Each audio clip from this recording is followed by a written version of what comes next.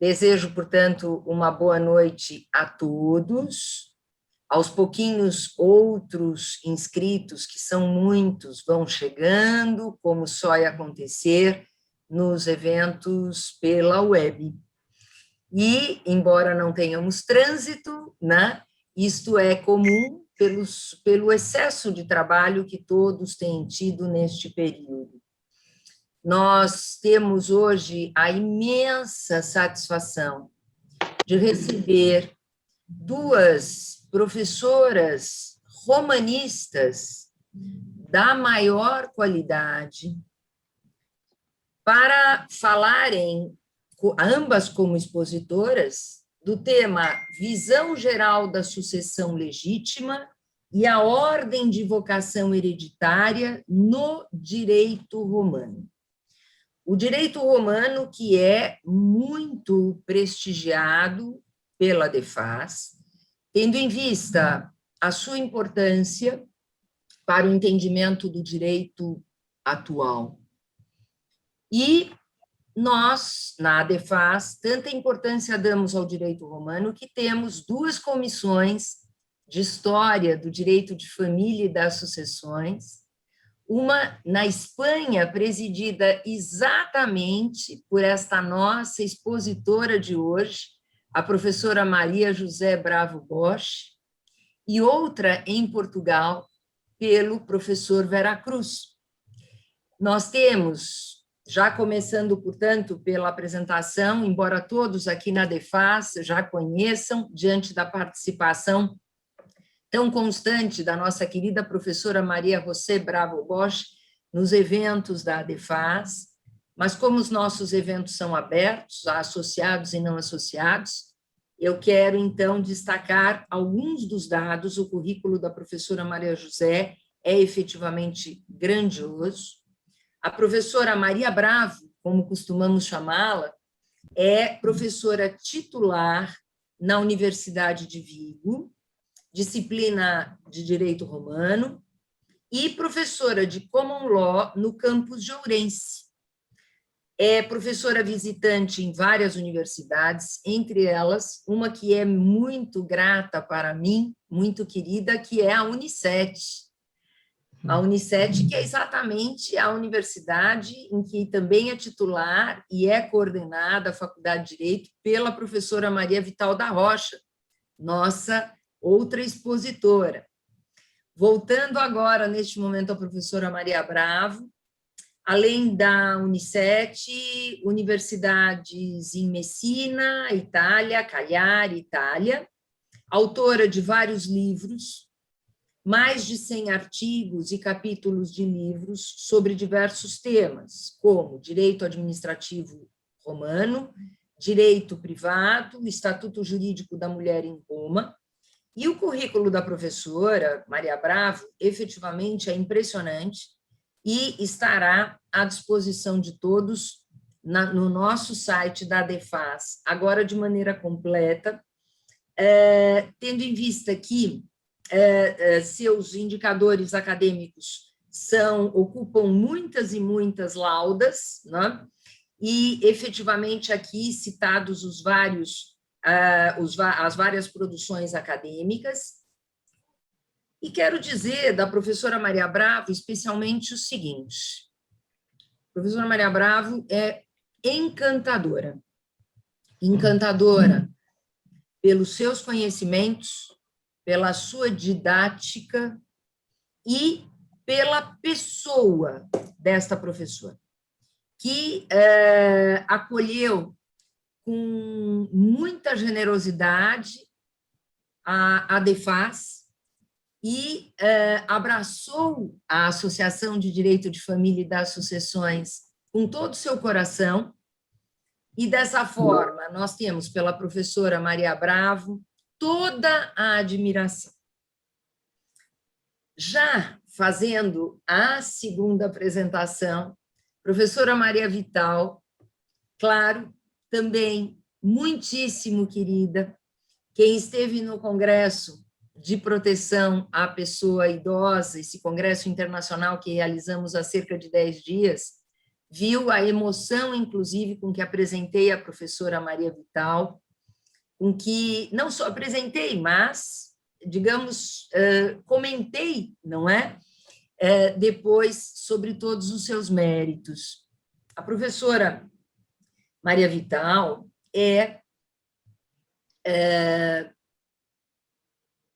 vamos pegar aqui os dados, pós-doutoranda na Faculdade de Direito da Universidade de Lisboa, onde tivemos o prazer de estarmos juntas durante muitos meses, não é?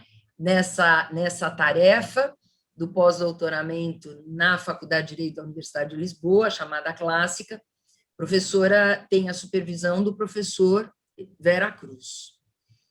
Tem doutorado em Direito Civil pela Universidade de São Paulo, perfeccionamento em Direito Romano na Universidade de Roma, La Sapienza, é graduada em Direito pela Universidade Federal do Ceará e graduada em Letras pela Universidade Estadual do Ceará.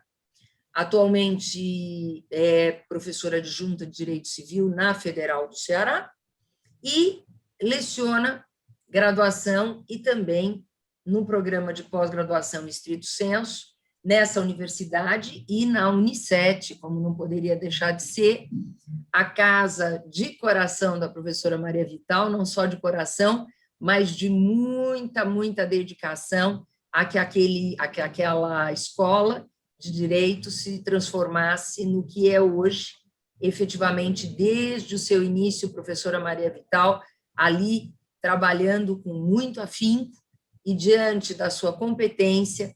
Hoje a Unicet é uma escola de direito efetivamente muito bem classificada e qualificada no nosso país. Aliás, desde o início, não é, professora Maria Vital? E nós temos, então, duas romanistas, né? Duas romanistas com muitos trabalhos, professora Maria Vital também, muitos capítulos de livros, muitos artigos, né? Claro que a professora Maria Bravo também, com os títulos todos, não é? E nós não queremos, obviamente, passar aqui o tempo, né, falando dos seus currículos, que são preciosos e imensos. Nós queremos passar a palavra à professora Maria Bravo, primeiramente, e a seguir virá a nossa professora Maria Vital, para aprendermos com elas o direito das sucessões no direito romano, nos seus aspectos sucessórios de vocação hereditária e, com certeza, nos será a todos muito úteis os ensinamentos. Mais uma vez, agradeço muito a presença de ambas e lembrando, né, que a professora Maria Vital é nossa diretora de Relações Internacionais na ADEFAS. Então, professora Maria Bravo, com a palavra, muito bem-vinda e éxitos, como sempre. Gracias. Muito obrigada.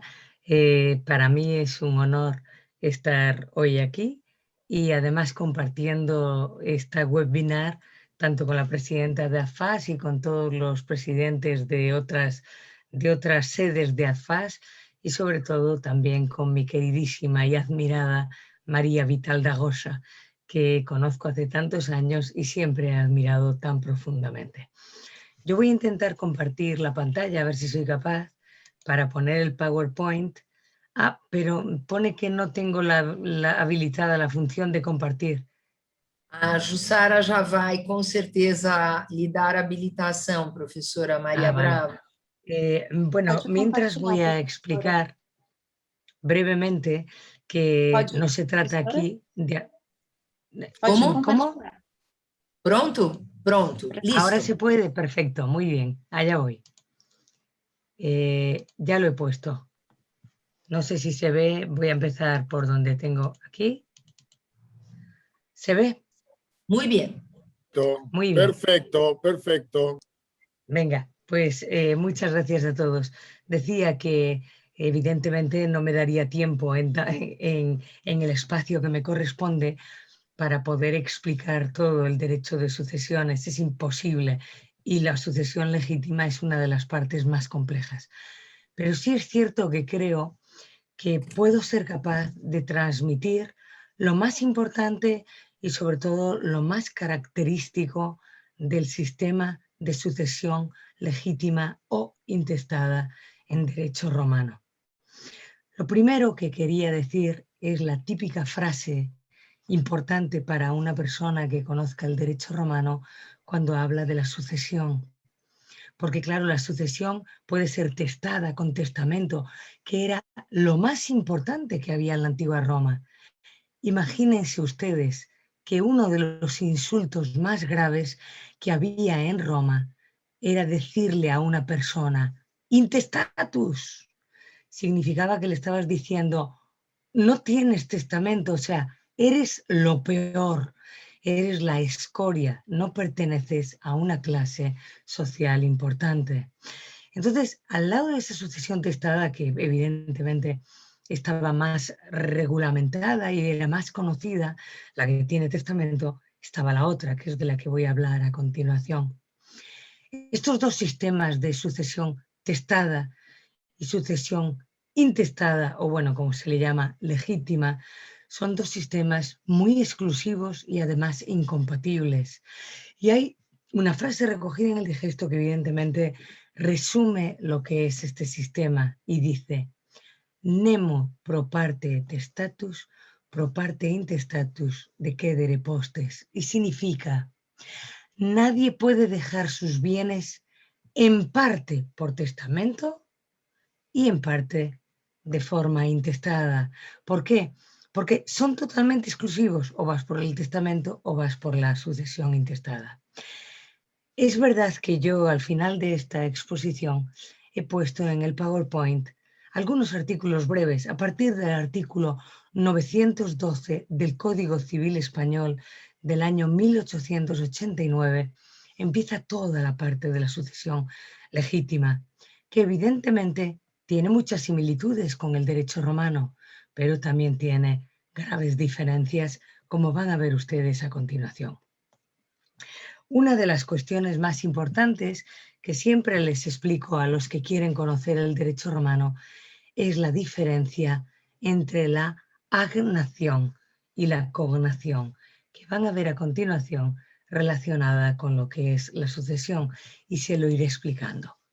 En primer lugar, les he puesto el concepto de las instituciones de Justiniano, que él dice claramente qué es la sucesión legítima o cuándo se abre o cuándo se realiza la delación o la llamada a los herederos que correspondan de forma intestada. Y entonces yo les he puesto ahí que, es decir, según Justiniano, muere intestado el que bien o no hizo testamento o bien el que no lo hizo conforme a derecho, es decir, que es nulo, o habiéndolo hecho llegó a ser roto o nulo. Ahí les he puesto lo de irrito, irrito es nulo, pero como en la parte latina bien ustedes irritumbe, por eso se lo he aclarado, o no quedó ninguna de las en él instituidos. Y luego les he puesto que no es fácil hablar en derecho romano por cuanto el romano no duró 5 años o no duró un siglo, sino que fueron 13, con lo cual evidentemente hablar desde el año 753 a.C. hasta el siglo VI después de Cristo, la sucesión legítima o intestada tuvo francamente muchos cambios con respecto a lo que podría ser el itinerario normal. Así les voy a explicar que la sucesión legítima deberíamos de comenzar a hablar de ella desde la época del ius civile, que es quizás la vez en la que la ley, el derecho civil que se contiene más antiguo, más arcaico, pero que por otro lado ellos recogían con mayor interés y que todo buen romano se aprendía esas 12 tablas de memoria, las tenían en el foro y realmente se lo aprendían.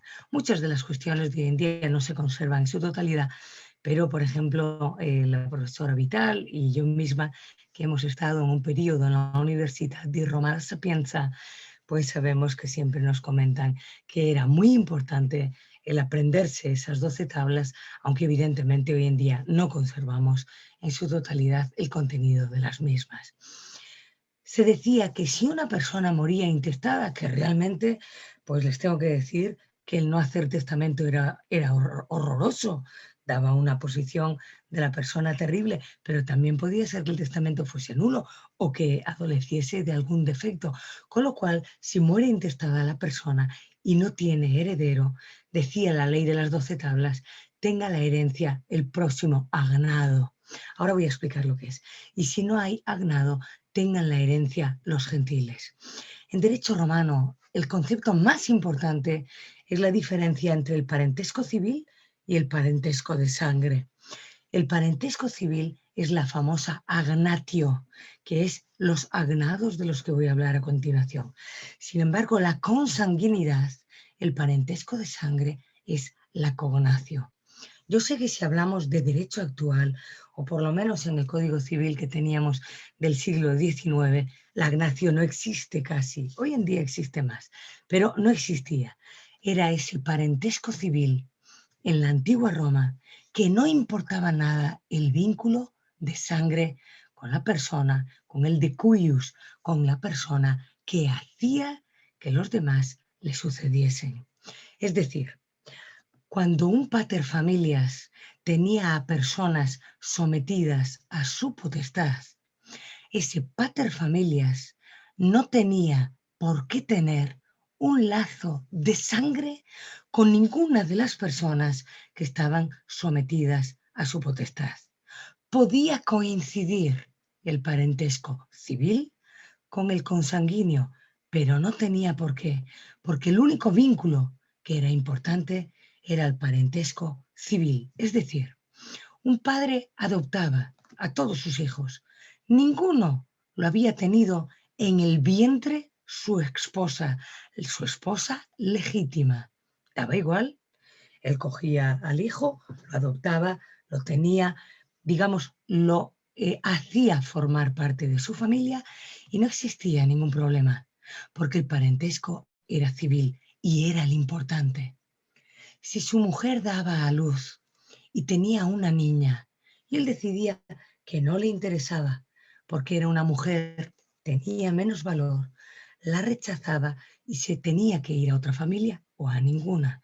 Y él seguía agarrando, como dicen ustedes, perdón que antes he dicho una palabra que ya sé que no es una palabra bien sonante en Argentina, pues evidentemente él tomaba, adoptaba algún emancipado, rogaba también a uno que era padre de familia, un paterfamilias, pero le convenía más entrar a formar parte de la familia de otro que era senador o era importante y entraba a formar parte de su familia civil.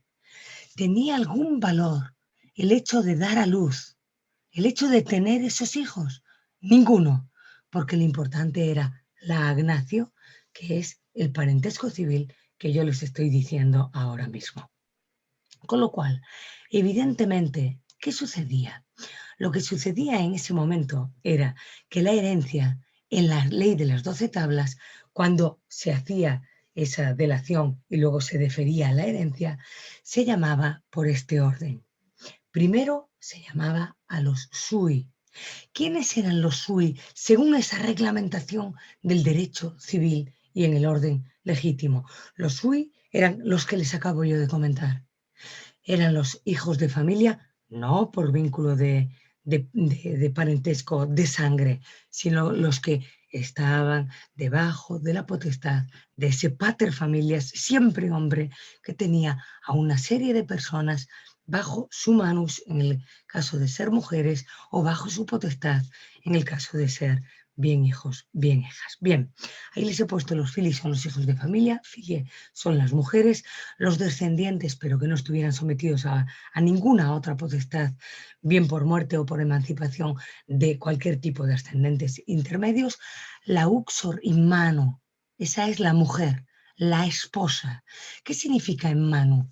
Que estaba sometida a través del matrimonio a su potestad. Y ahora ustedes me pueden preguntar, pero vamos a ver, María, ¿No hay mujeres que contrajesen matrimonio y que no estuviesen sometidas a la potestad del marido? Sí, sí, por supuesto, a medida que avanzó el derecho. El ejemplo básico, siglo II después de Cristo, expansión territorial mediterránea.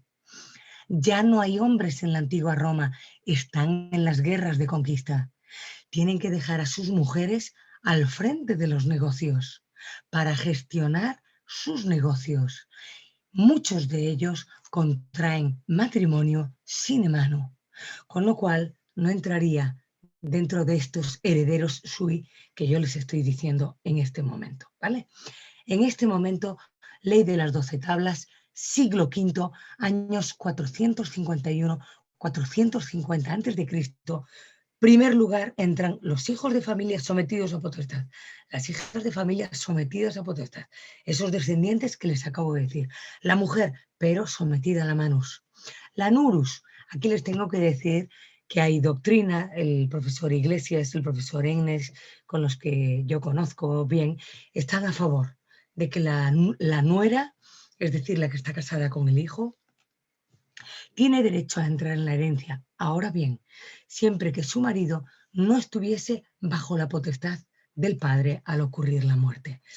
Bien, es verdad que hay otros autores, les tengo que confesar, que no están de acuerdo con esta percepción, creen que es una extensión demasiado larga y que en realidad no lo contemplaba la ley de las 12 tablas. Y por último, los póstumi. Bueno, en todas, ustedes conocen el Código Civil, evidentemente, brasileño, el Código Civil argentino, el Código Civil español, tienen en cuenta lo que es el concepto de póstumo, ¿no?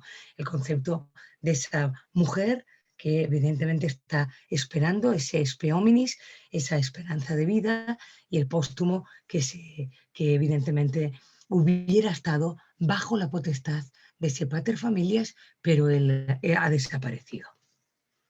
Es verdad que también es muy importante, lo tenemos nosotros en el Código Civil español, las líneas, los grados, se lo he puesto en las últimas diapositivas, y todas las líneas y grados que también tienen ustedes en todos sus códigos civiles de toda América, evidentemente vienen de la misma raíz, de la raíz romana. ¿Qué son las líneas? ¿Qué son los grados?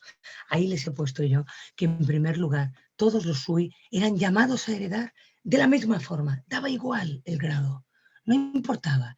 Se dividía además en la misma porción y se llama venir a la herencia por cabezas. Ustedes conocen perfectamente y ustedes son del derecho actual, por eso he procurado que se entienda muy bien el concepto de heredar por cabeza, ¿no?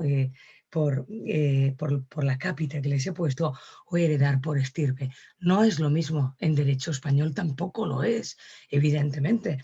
Todo el mundo quiere por cabezas, por partes iguales, entre personas que son llamadas a heredar en el mismo orden, como lo que les acabo de decir. Un ejemplo muy sencillo, los hermanos, en este caso los sui.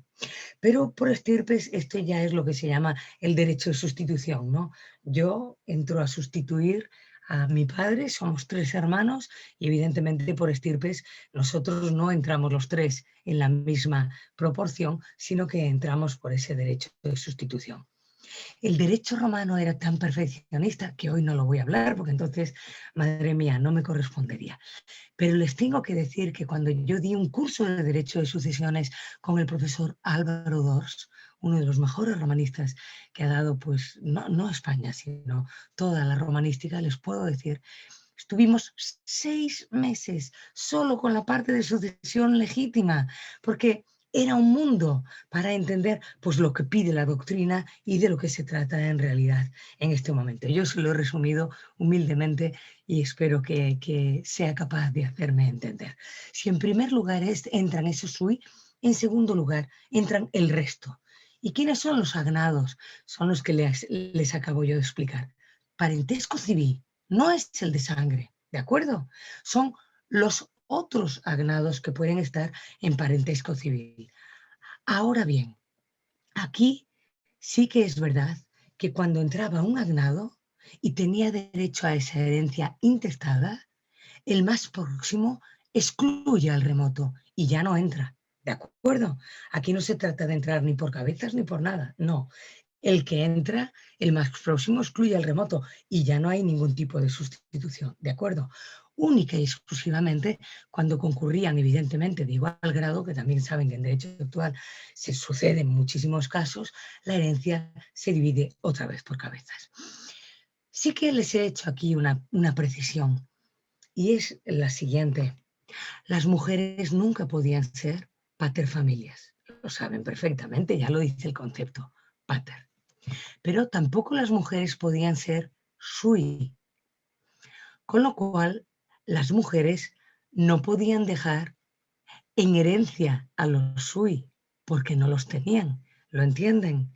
Como no eran padres de familia, como no tenían a nadie bajo su potestad, evidentemente no podían dejar a nadie por herencia en ese tema. Con lo cual, el tema del derecho de sucesiones para las mujeres es terrorífico, porque les afecta y muy negativamente. Gracias a Dios, el arcaico ius civile fue completado, como les voy a decir a continuación, por el ius honorarium, el ius praetorium, o mejor dicho, para que nos entendamos, por el pretor, por ese magistrado romano que se da cuenta que el ius civile realmente es muy perjudicial, no solo para las mujeres, para muchos otros, es muy estricto y entiende que lo tiene que complementar, que es lo que veremos a continuación. Bien. Al principio, en el segundo nivel, primero en los sui, segundo los agnati, no se distingue entre hombres y mujeres. Pero al final de la época republicana, siglo I antes de Cristo, la jurisprudencia dice, no, las mujeres, no, les recuerdo el concepto, imbecilitas sexus, levitas animi, infirmitas sexus. Es decir, son débiles de espíritu, no tienen capacidad. En realidad siempre las debemos de ayudar. Con lo cual, como no comprenden bien los conceptos, solo les vamos a dejar suceder cuando sean las hermanas del decuyus, del fallecido, y si no, no pueden entrar. ¿Lo entienden? No entrarían dentro de esos agnados remotos que yo les he comentado. Por último, los gentiles. ¿Quiénes son los gentiles? ¿Qué es la gens? Pues bien, la gens en realidad significa la familia, los que tienen el mismo apellido y que proceden del mismo tronco común. Para que lo entiendan bien, Julio César pertenecía a la gens de los Julios. ¿Significa que eran todos parientes? Más o menos. Evidentemente, a lo largo de los siglos, de esos primeros que fueron en la leyenda con Rómulo y Remo, hasta llegar a la época de Julio César en el siglo I a.C., ha pasado mucho tiempo. Pero sí es cierto que de esa primera familia que estuvo en la fundación de Roma, conservan ese apellido y conservan ese tronco o esa familia común. La gens Claudia, otra gens muy importante, la gens Cornelia, una de las más importantes. No son todos primos hermanos, es evidente, pero los gentilicios o los gentiles pertenecientes a la misma gens del difunto, evidentemente tienen también derecho a la herencia. Entran en último lugar.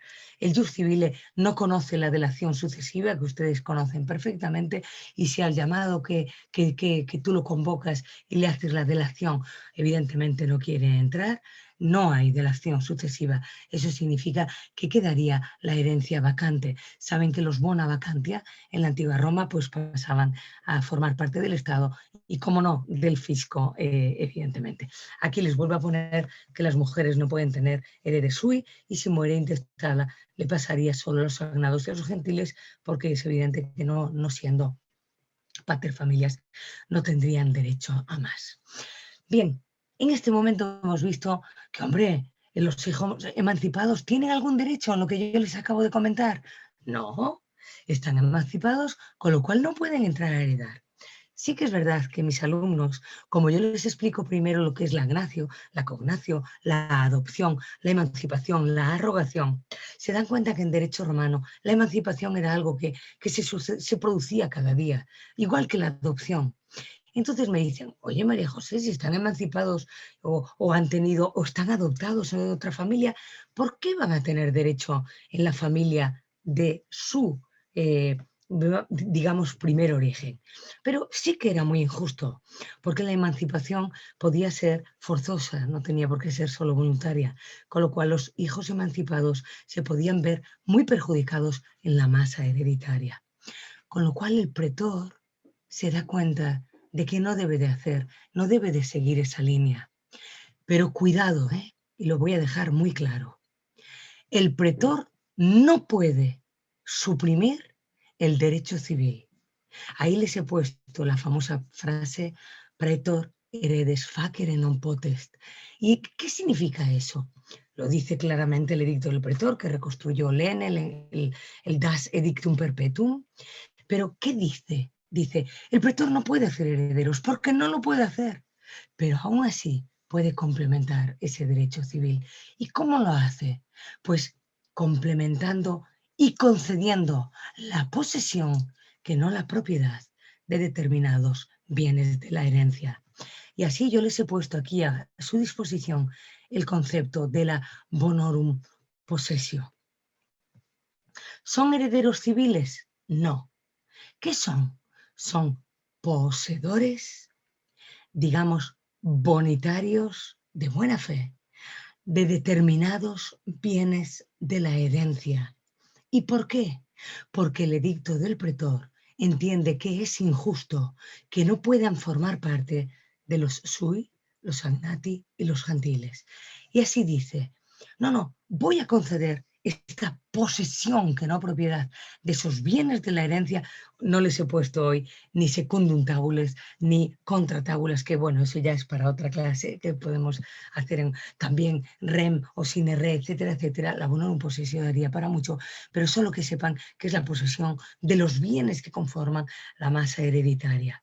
Y dice el pretor, voy a estimar un nuevo orden y voy a llamar así a los que van a entrar en la herencia. Primero, un delivery.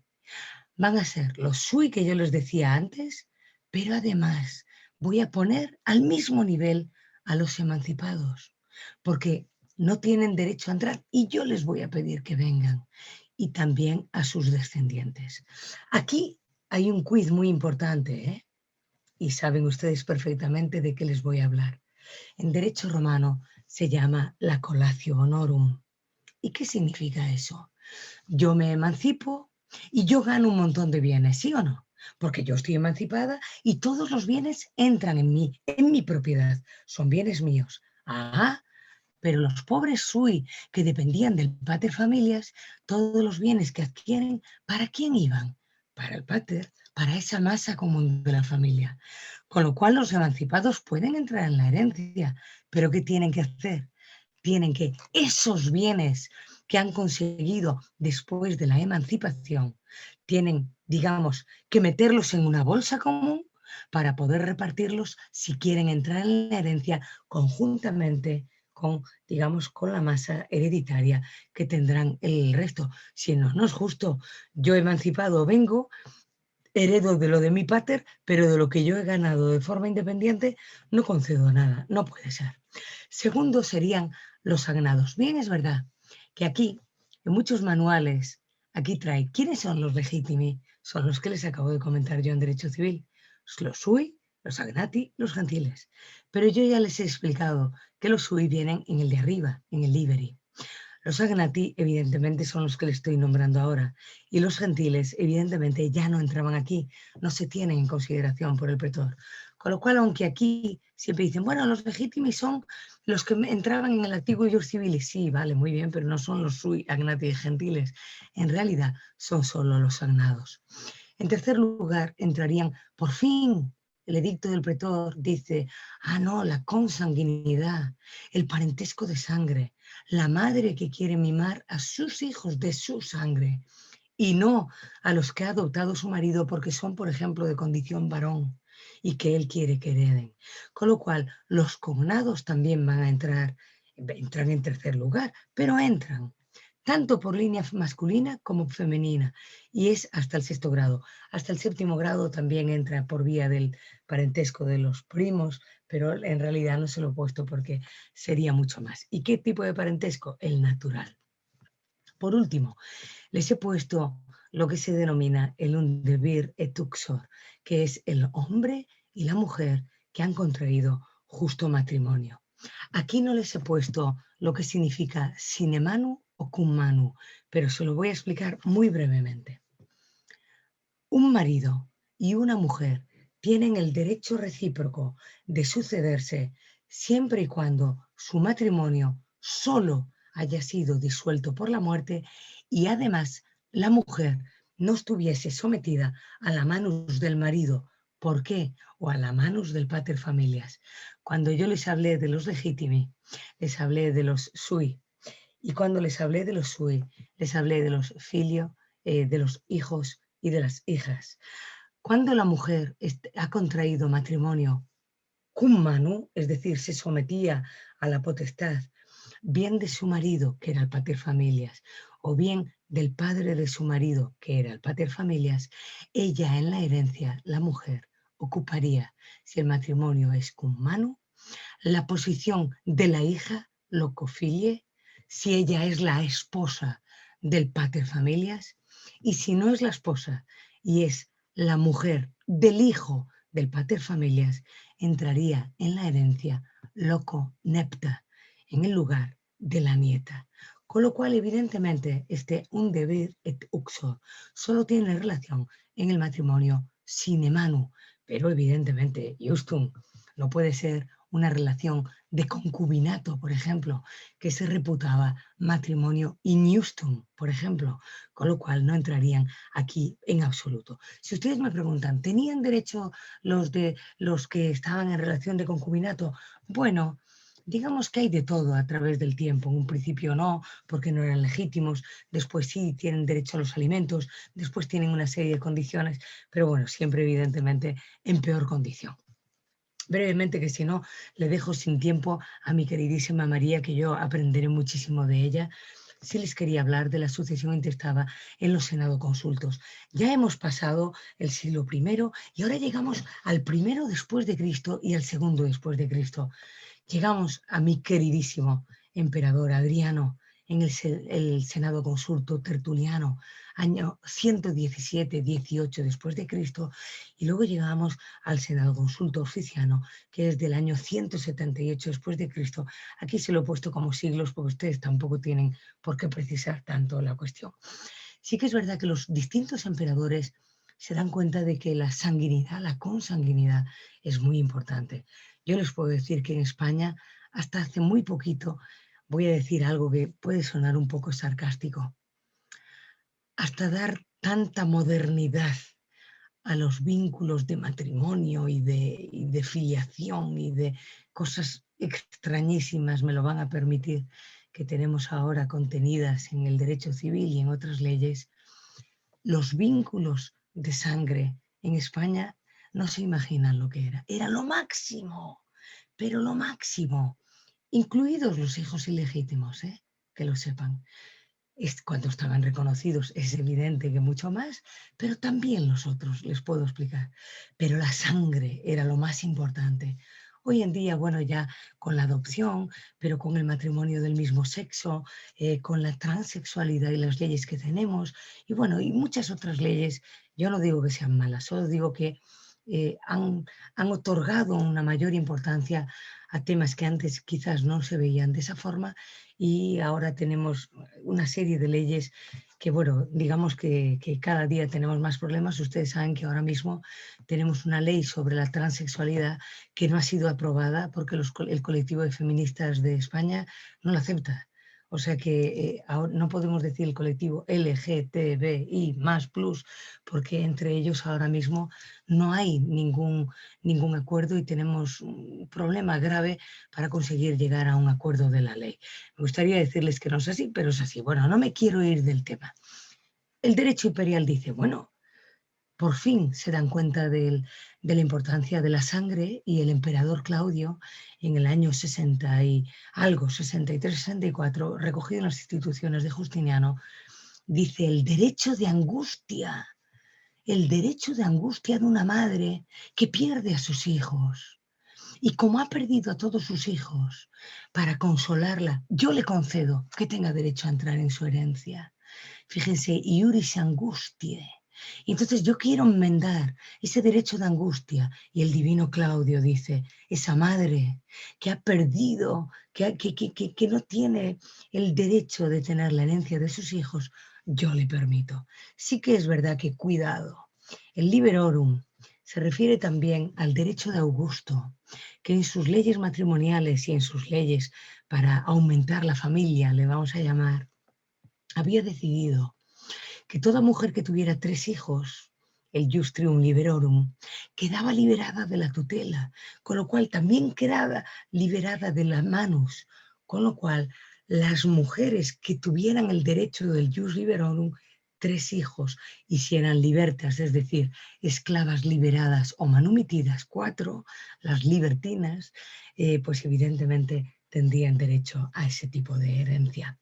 El Tertuliano, en el Senado, en el siglo II, el emperador Adriano, como les decía, amplía ese derecho a la madre, pero que también tiene que tener ese ius liberorum, 3 hijos, el derecho de suceder a los hijos, y no solo cuando le mueren. Ahora decide que la ampliación de ser heredera venga dada a la mujer frente a muchos otros agnados o otros que podrían tener una situación más próxima, y el emperador dice que no.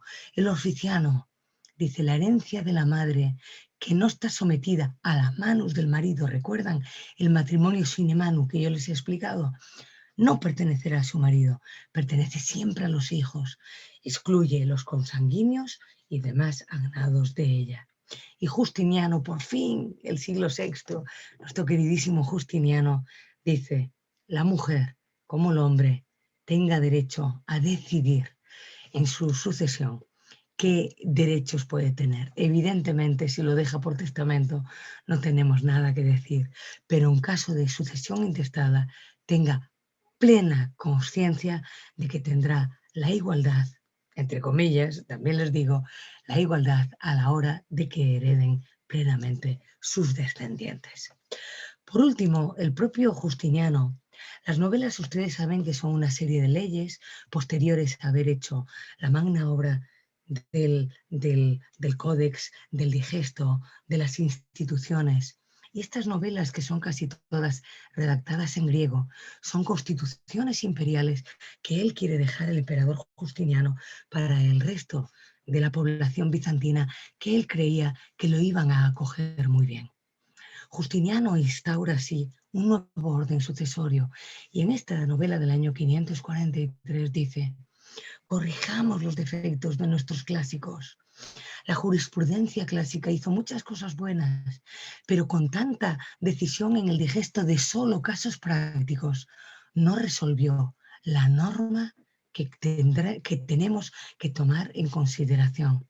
Con lo cual, en nuestro caso, van a venir llamados en la sucesión intestada, 1, los descendientes del difunto, pero ya no tiene consideración ninguna lo que les comenté del pater familias. Aquí la patria potestad no importa nada.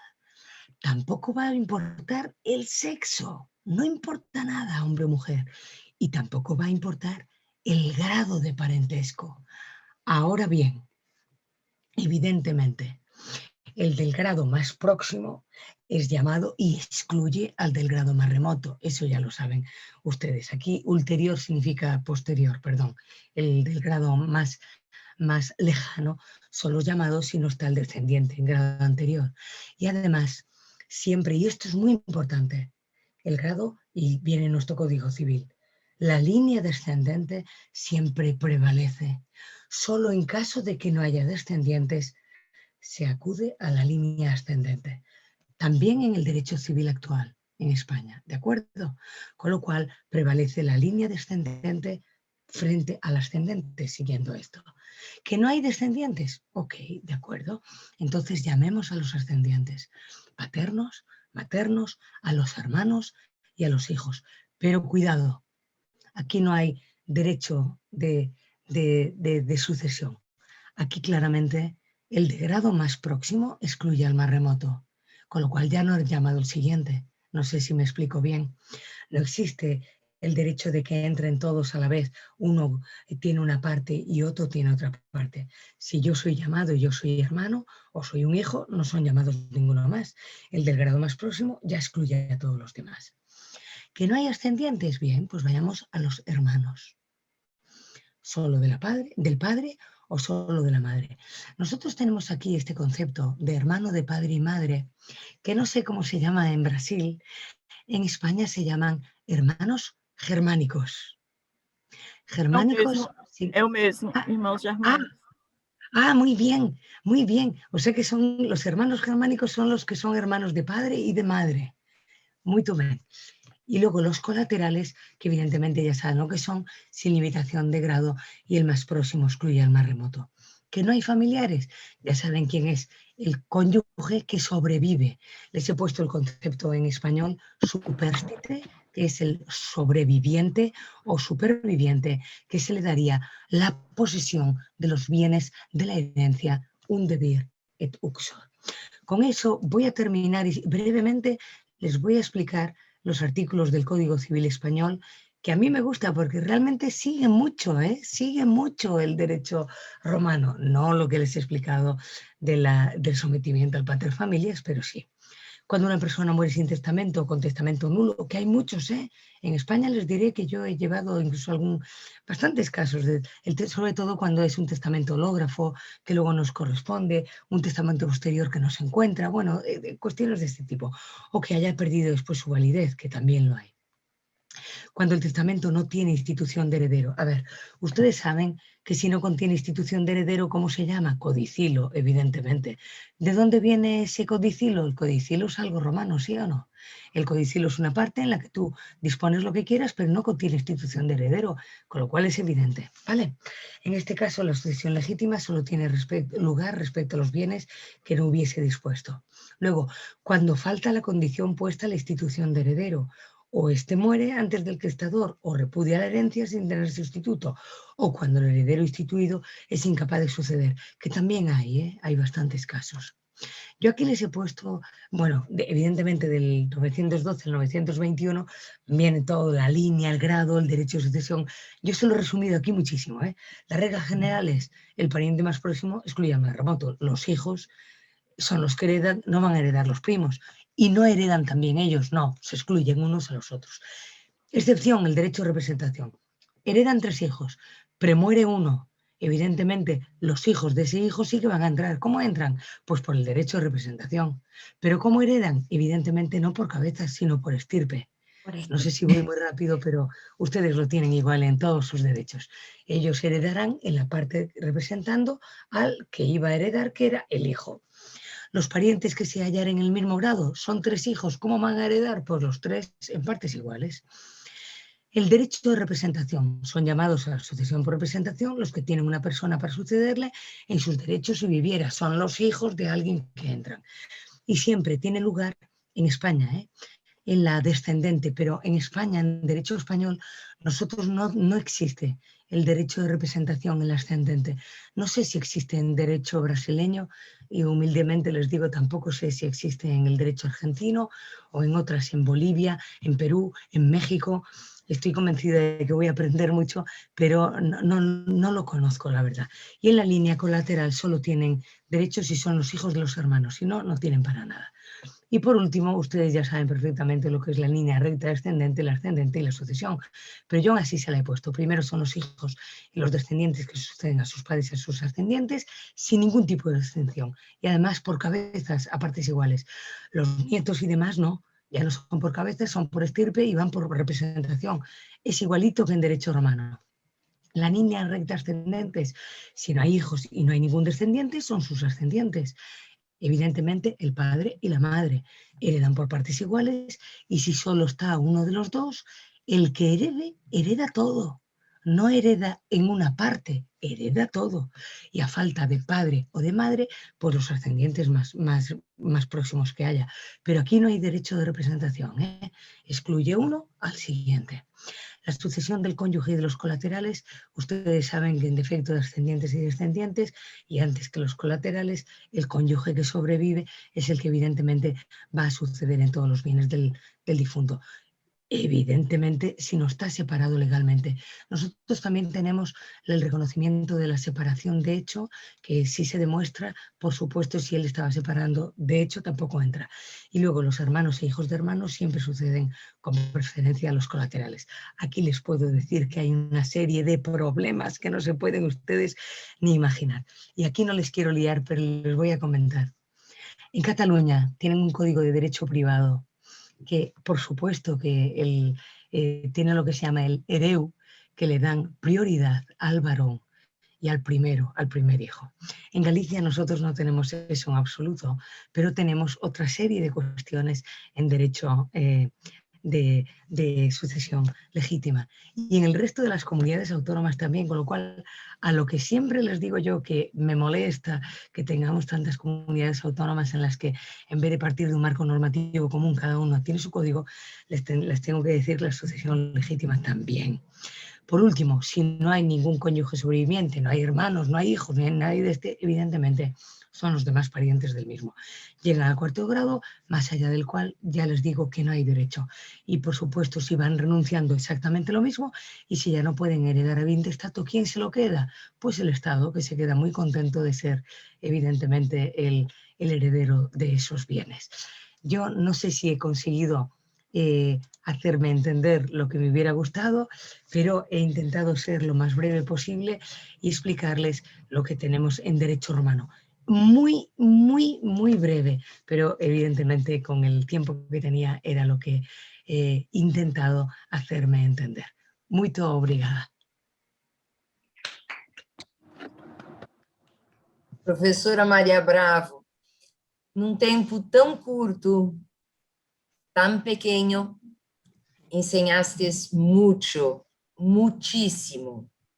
E as curiosidades, né, que retomamos, né, da nossa memória, vejam, né, no direito romano, como disse a professora Maria Bravo, quem não tinha testamento era como se fizesse parte da escória. Hoje, sabemos, começa a ser vencido o preconceito das pessoas em testar, não é? Então, vejam o exemplo, né, do direito romano, tão importante, né, também nisto, porque como é importante um testamento, os planejamentos sucessórios, tudo que hoje, aqui no Brasil, e sabemos, na maior parte dos outros países, é feito com muito cuidado, exatamente para evitar os litígios, não é? Então, os direitos da mulher, né? A inexistência desses direitos, a alegria com que a professora Maria Bravo fala de Justiniano, né? E o carinho que ela nutre por Justiniano, porque a professora Maria Bravo é uma grande defensora dos direitos das mulheres, né? Como todos nós sabemos, né? Enfim, professora, ensinar tudo isto em tão curto espaço de tempo, só realmente a professora Maria Bravo e, como vamos ver, certamente a professora Maria Vital, né? Que nos trará também, neste pequeno espaço, né, temporal, ensinamentos preciosos. Isso se deve exatamente ao grande conhecimento de ambas, como romanistas que são, como disse no início, da maior qualidade, da maior qualificação. Muito obrigada, professora Maria Bravo, muito obrigada. E, de imediato, passamos a palavra à professora Maria Vital, e depois, assim, sempre temos aquele tempo curto, mas destinado às perguntas, às observações, para podermos, né, aproveitar o máximo desses imensos conhecimentos das duas professoras, as duas Marias. Professora Maria Vital, por favor. Obrigada, professora Regina Beatriz. Em nome da professora Regina Beatriz, eu já cumprimento a todos que compõem a ADEFAS, dizer da alegria de estar aqui com pessoas tão queridas, com esse reencontro virtual que já é suficiente para me animar a alma, por estar aqui com pessoas que eu admiro, que eu tenho amizade, especialmente a professora Maria José Bravo, que eu a conheço há muitos anos e que estamos normalmente tão longe, uma vez que eu estou em Fortaleza e ela está em Vigo, mas conseguimos manter essa amizade que já dá aí pelo menos uns 30 anos. Né? E eu tenho muito que agradecer a Deus e ao direito romano, que me aproximou de tantas pessoas, né? De tantas pessoas queridas. Eu não tenho muito o que dizer depois da brilhante conferência da professora Maria Bravo, que poderia dizer que realmente fez uma bela peripécia de esgotar um assunto tão amplo em um tempo tão curto.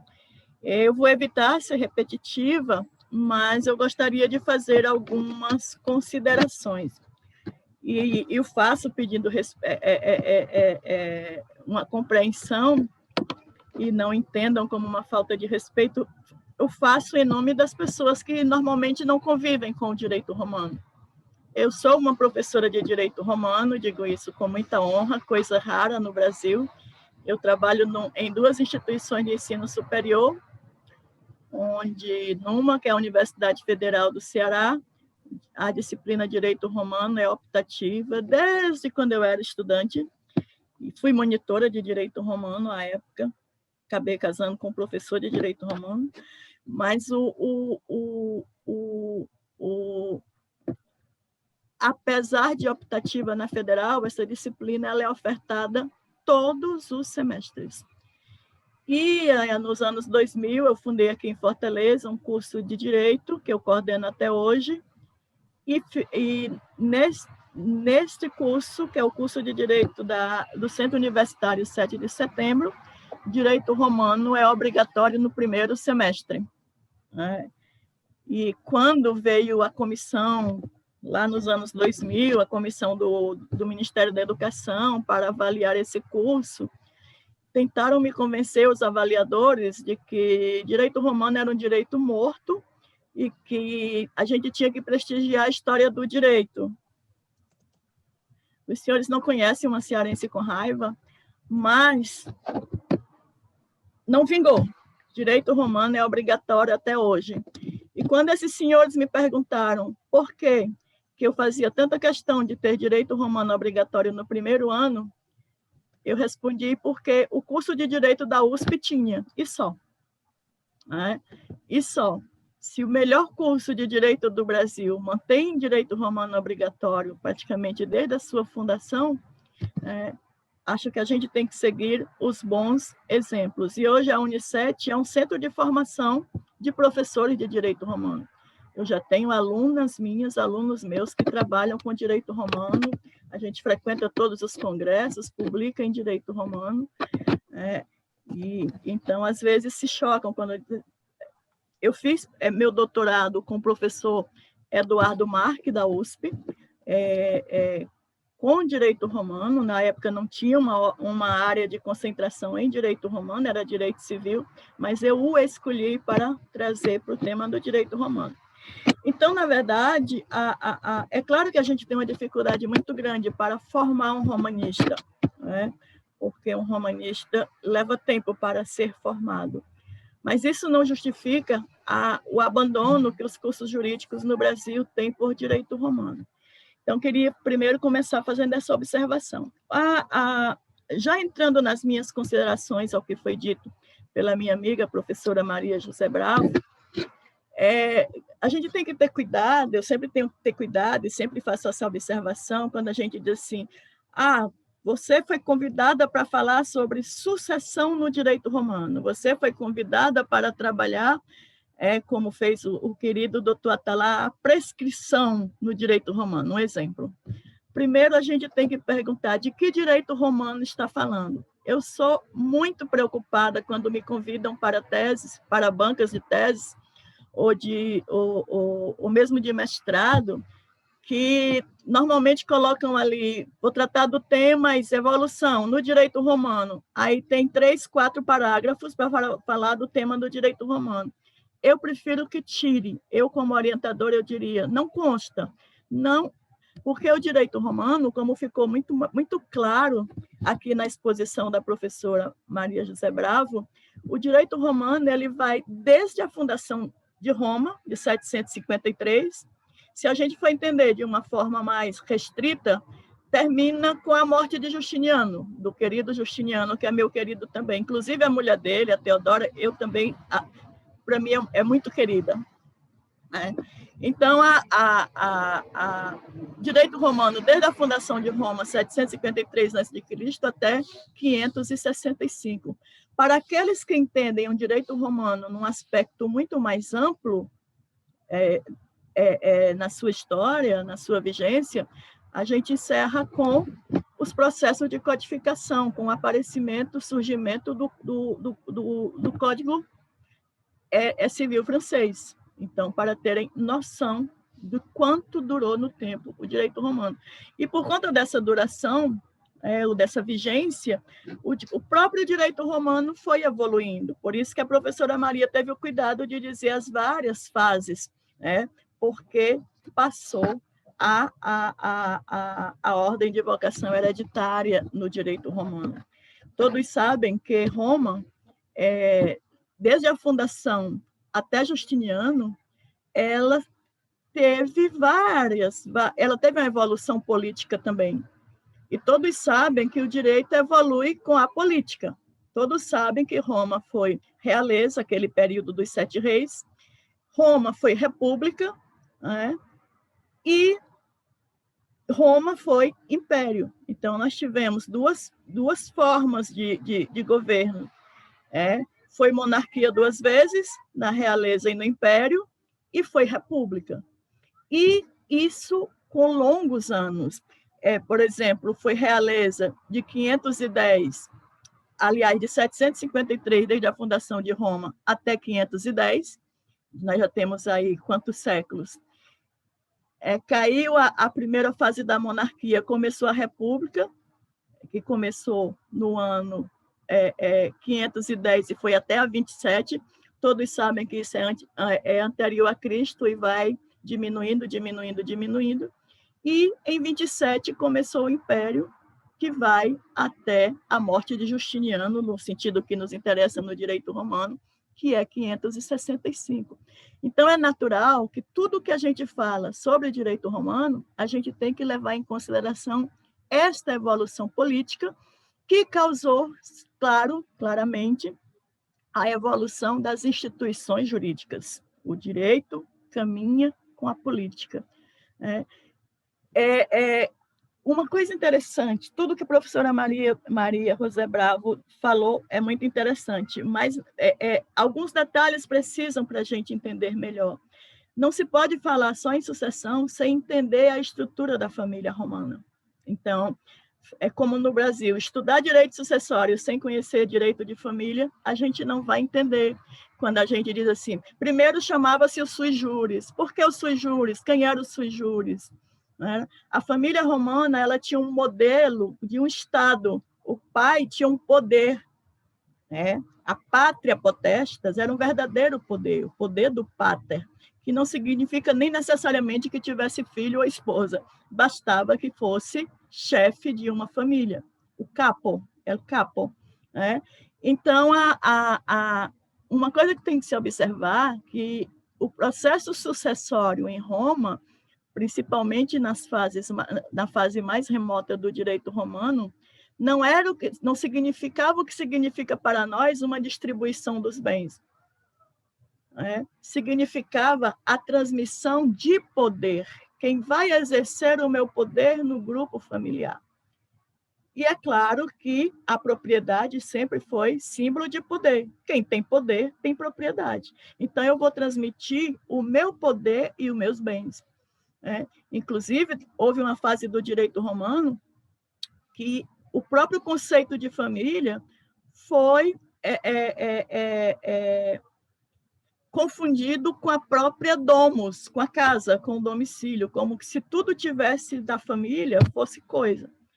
É claro que isso também evoluiu. Então, isso nós temos que entender.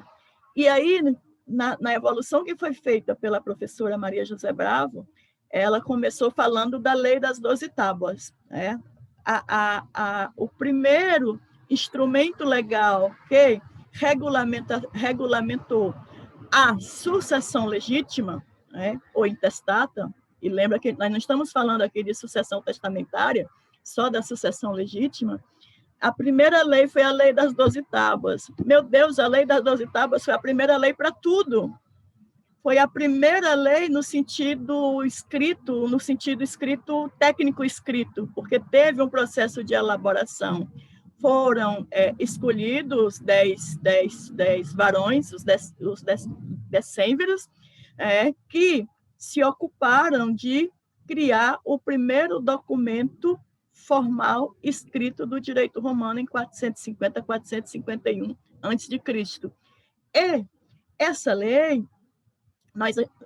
vejam que ela é bem evoluída, porque nós estamos no começo da República.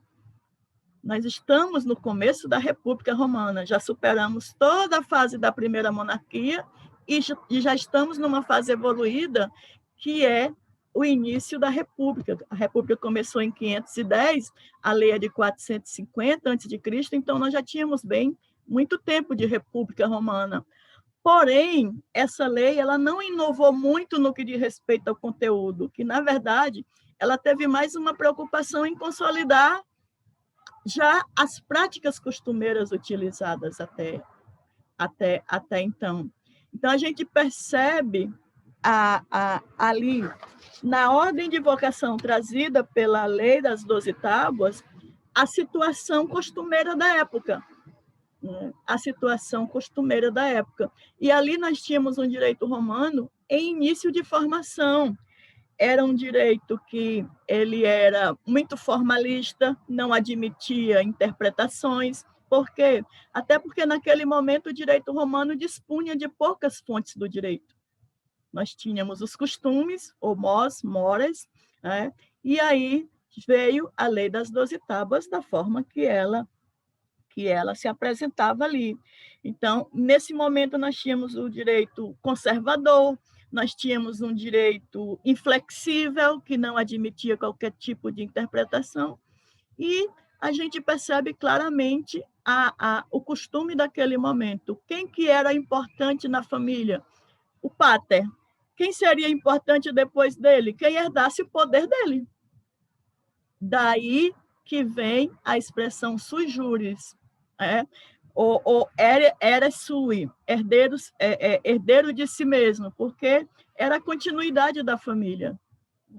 E aí não precisava nem ser filho, como a professora Maria José disse, bastava que estivesse sob a pátria potestas. E outra coisa que eu queria também esclarecer, porque nós estamos falando português, quando a primeira coisa que se diz assim, a primeira regulamentação veio pelo jus civile, que a professora falou em espanhol, isso é direito civil, direito civil. O que os romanos chamavam de direito civil não é o que nós chamamos de direito civil hoje. Os romanos tinham o direito do cidadão, do cives romano, era todo o conjunto de direito, que tinha essa característica de inflexível, de formalista, e aquilo que aparecia que estava fora do direito civil foi melhorando aos poucos. E aí, como nós chegamos no auge da República, o papel dos pretores foi muito importante. Quem eram os pretores?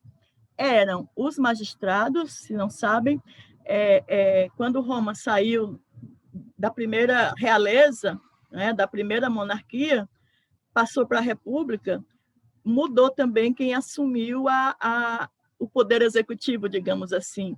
Se antes eram os reis, na realeza eram os magistrados, eram vários magistrados.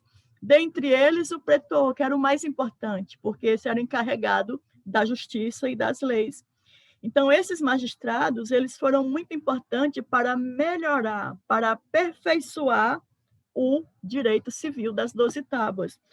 E aí é muito importante o que foi introduzido, muito bem mostrado, muito bem demonstrado pela professora Maria José Bravo, o que foi introduzido pelo jus honorarium ou jus praetorium, que é o direito dos pretores. Seriam formas de aperfeiçoar, de atualizar. Na verdade, aqui a gente pode falar que houve uma inovação. Nós estamos numa fase mais evoluída da República e houve uma inovação, embora, como também frisou a minha colega querida, embora as inovações dos pretores não tenha sido tão profunda como era necessária já naquele momento. E aí passou a conviver o direito civil, que era a norma geral, com, digamos assim, falando de forma moderna, mais moderna, alguma leizinha extravagante, que eram os editos dos pretores, para melhorar, para atualizar o direito dos pretores. Aí, neste momento, aí foram incluídos outras pessoas. A gente já percebe, nesse momento, a introdução dos cognatos. Se antes eram herdeiros preferencialmente os agnados, que eram aqueles que estavam na família com base no poder do pater, os pretores já introduziram, em alguns casos especiais, alguns cognatos, que, na verdade, são os parentes por consanguineidade. Que aqui eu não vou dar, para não ser repetitivo, eu não vou dizer novamente. E aí, quando a professora falou da reforma dos pretores, nós estamos na República. Aí ela deu um salto bem grande, aí ela falou de 2 decisões imperiais, que ela exaltou Adriano. Adriano é querido por todos. Adriano é o imperador humanista, era o intelectual, era o amante das artes, era o amante do direito, era o amante das pessoas. Aliás, foi amante de muita gente. A gente entra ali no Capitólio, em Roma, está ele lindamente, Cícero? Naquele cavalo, que a gente vê todo o poder, toda a elegância, e toda a beleza daquele imperador, que era também bonito por dentro, uma vez que era um humanista, um homem das letras, das artes, da lei, da justiça. Então, nesta fase que nós já estamos no Império, demos um salto da República para o Império, com os 2 senatus consulto. Lembrem-se que quando eu estava falando ali da decisão do pretor, eu falei de edito. Agora nós estamos falando de senatus consulto. É uma fonte de direito nova que nós temos no Império, que vinham dos senadores. Os senadores tiveram essa... em participação com o imperador também de legislar. E aí a gente pergunta, Maria, e aqui o legislativo legisla, e como faz? Só o legislativo legisla, mas o Senado em Roma, ele também legislava, sozinho. E aí esses 2 senatus consultos, que na verdade em latim seria consulta, eu tenho no latim senatus consulto, no plural senatus consulta. Então, essas 2 normas, elas vieram no sentido de melhorar a sucessão, como foi bem dito aqui, entre mães e filhos, para que mães pudessem herdar de filhos e filhos pudessem herdar de mães, independente de qualquer poder. Então, é uma decisão do imperador Marco Aurélio e a outra do professor, ou do imperador Adriano. Adriano é anterior a Marco Aurélio. Mas, assim, foram 2 inovações, tanto é que os romanistas chamam jus novum, ou ius novum, o J e o I no latim, eles se equivalem. Por quê? Porque foi uma grande novidade permitir que mães herdassem de filhos e filhos herdassem de mãe. Mas a grande mudança mesmo, para não ser repetitiva, se deu com Justiniano. Justiniano, ele está ali no período pós-clássico do direito romano. Ele está, digamos, no direito que seria decadente. Nós estamos ali no finalzinho do Império, Só que nós estamos no período, um direito já mais despertado pelo cristianismo, um direito mais humanizado, né? E aí, com Justiniano, ele fez, acho que é o que a gente pode dizer, a maior reforma do direito romano, inclusive desse tema que nós estamos falando hoje, mas ele fez mais do que isso. Por isso é que nós, professores de direito romano, nós queremos tanto bem também ao Justiniano. Por quê? Porque ele fez uma coisa, ele organizou todo o direito romano de sua época, né? Todo o direito romano de sua época, que graças a essa atitude dele, o direito romano chegou até nossos dias. O melhor direito romano, que é o direito romano que está no Corpus Juris Civilis, que é esse direito que essa obra de Justiniano, que é do século VI, depois de Cristo já, essa obra que nos faz falar com segurança do direito romano. Essa obra, o Corpus Juris Civilis, é composta de cinco partes. Numa delas tem a melhor doutrina, que é o digesto. Tem a melhor doutrina, que foi que inspirou todos os legisladores que começaram desde o Código Civil francês até os mais modernos, que se inspiraram, inclusive, na sistematização para fazer os códigos atuais. Então, não é uma coincidência que o direito romano tenha influenciado tantas legislações. Então, Justiniano, ele fez a verdadeira mudança na ordem de vocação hereditária da sucessão legítima, e aí que se percebem muito próxima do direito moderno. Então, chamando primeiro os descendentes, os ascendentes. A professora Maria José Bravo falou de irmãos germanos, que são os irmãos do mesmo pai e os irmãos só por parte de pai, só por parte de mãe.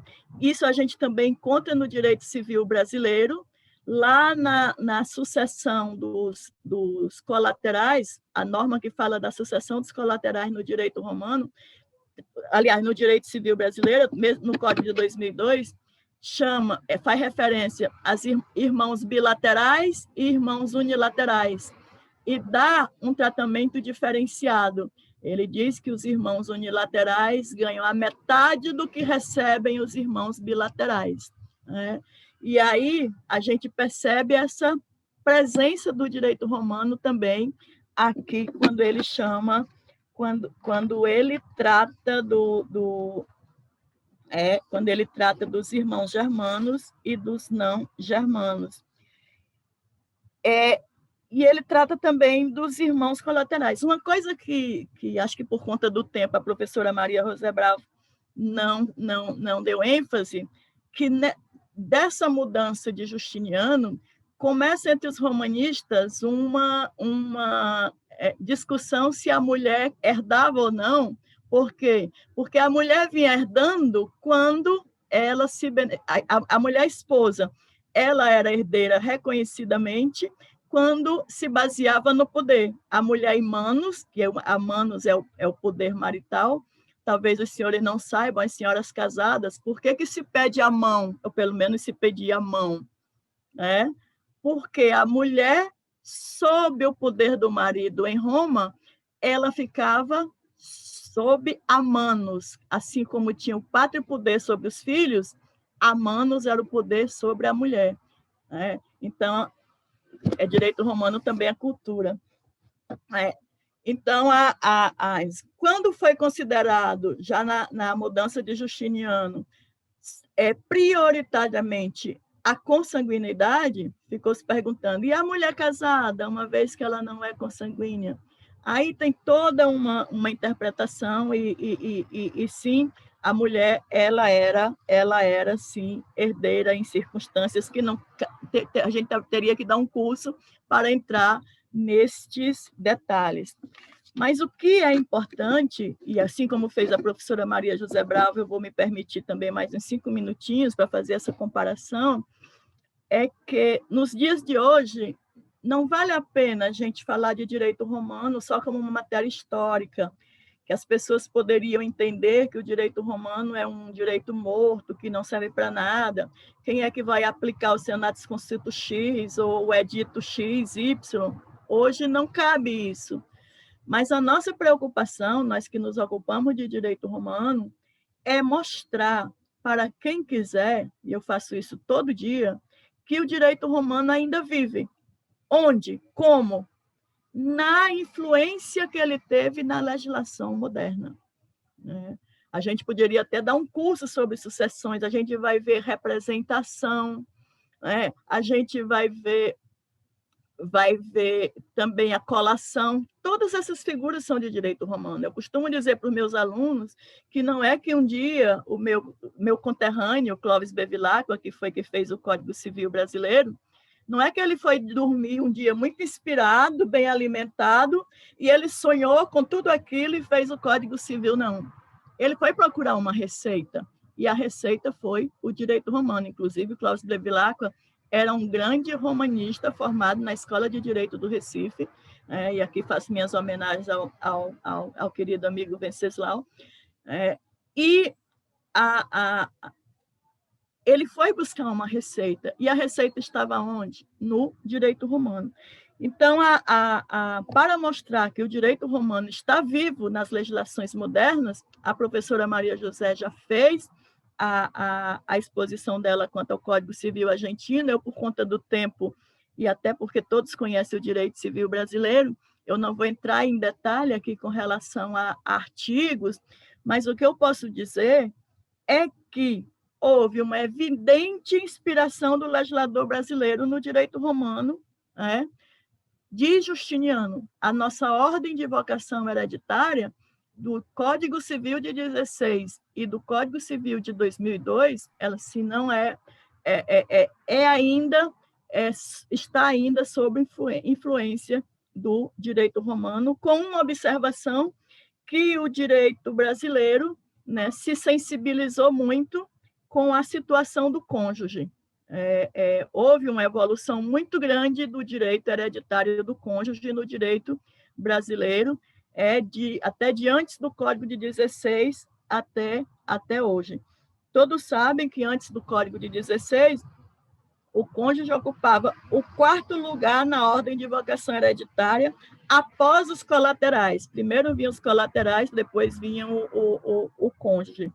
Isso, de qualquer modo, foi melhorado na lei Feliciano Pena, que é a lei 1839, que é de 1907, portanto, anterior ao Código Civil brasileiro, em que o cônjuge sobrevivente foi elevado ao 3º lugar na ordem de vocação hereditária.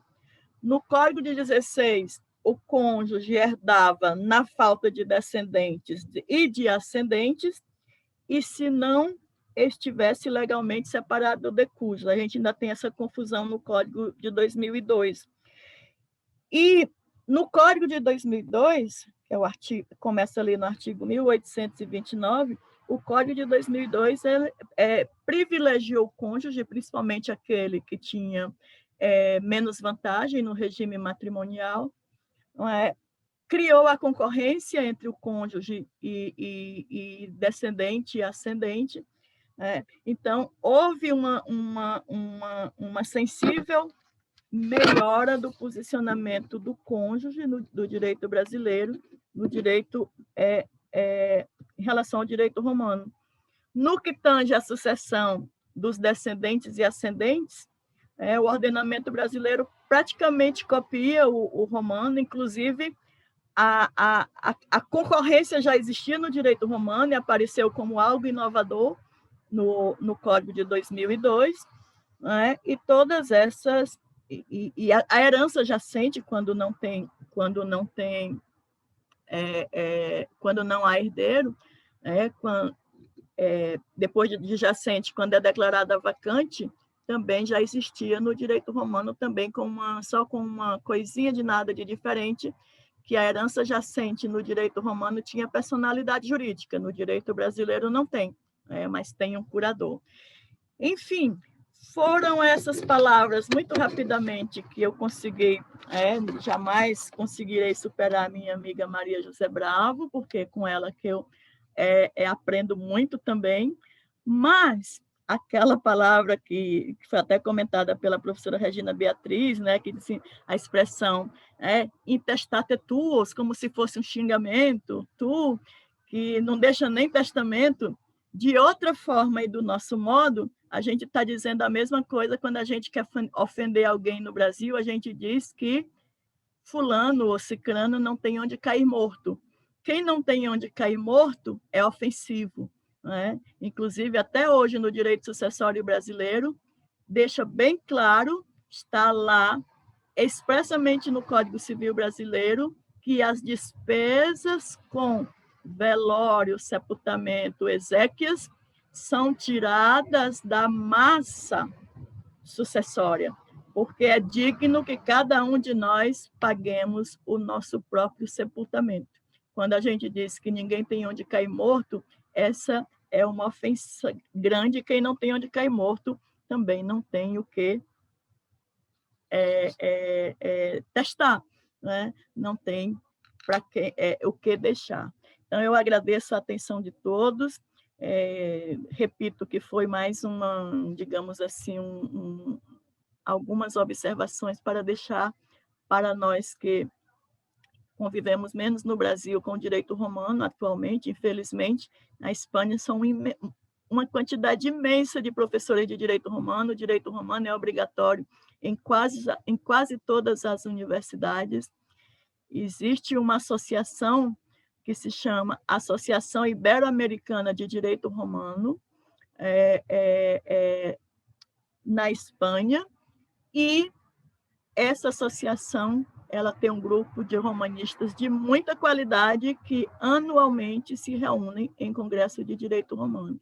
E, a par disso, nós temos outros grandes romanistas na Espanha que, mesmo não compondo a associação, também são grandes professores que nós seguimos e respeitamos, e eu uso para mim como fonte de aprendizado. Muito obrigada, professora Regina Beatriz. Eu me coloco à disposição para quaisquer observação. Eu só peço ao doutor Ricardo, que me pediu um documento para fazer uma tradução, não faça, porque eu saí completamente do documento que lhe mandei, para não ser repetitiva. Muito obrigada.